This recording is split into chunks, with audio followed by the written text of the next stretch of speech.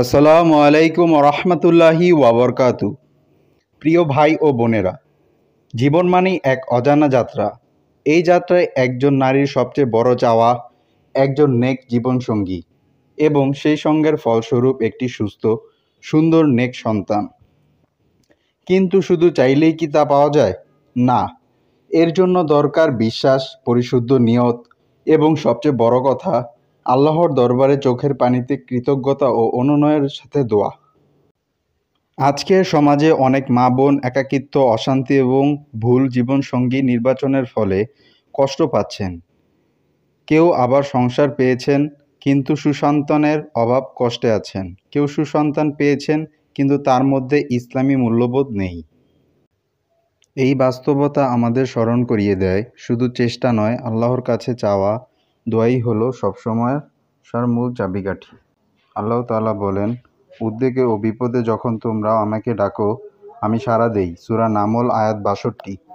আজ আমরা হয়তো চিন্তায় আছি, সঠিক জীবনসঙ্গী পাবো কিনা, সন্তান জন্ম নেবে কিনা, হলে নেক হবে তো।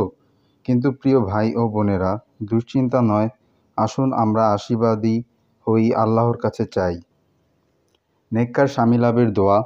রব্বি ইন্নি লিমা আনজালতা ইলাইয়া মিন খয়রিন ফাকির। অর্থ, হে আমার প্রতিপালক, আপনি আমার প্রতি যে কোনো কল্যাণ অবতীর্ণ করবেন, আমি তার মুখাপেক্ষী। সূরা কাসাস আয়াত ২৪। এই দোয়া হযরত মুসা আলাইহিসসালাম করেছিলেন। এরপর আল্লাহ তাআলা তাকে নেককার স্ত্রী ও আশ্রয় দিয়েছিলেন। নেককার সুসন্তান লাভের দোয়া।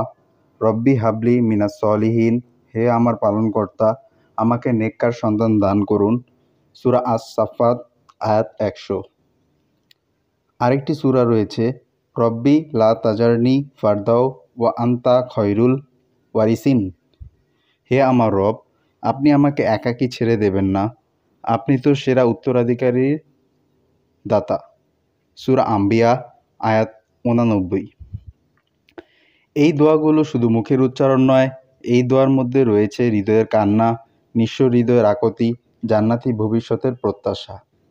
আমরা যদি প্রতিটি বোনকে শেখাতে পারি যে শুধু রূপবান স্বামী নয়, দরকার আল্লাহ ভীরু স্বামী, শুধু উচ্চশিক্ষিত সন্তান নয়, প্রয়োজন দয়ালু ইমানদার সন্তান, তাহলেই সমাজে নেমে আসবে শান্তির বৃষ্টি। সমাজে আজ অনেক মা বাবা আছেন যারা সন্তান আছে কিন্তু শান্তি নেই। আবার অনেক তরুণী আছেন যারা বিয়ের অপেক্ষায় কিন্তু আল্লাহর কাছে চাইতে জানে না।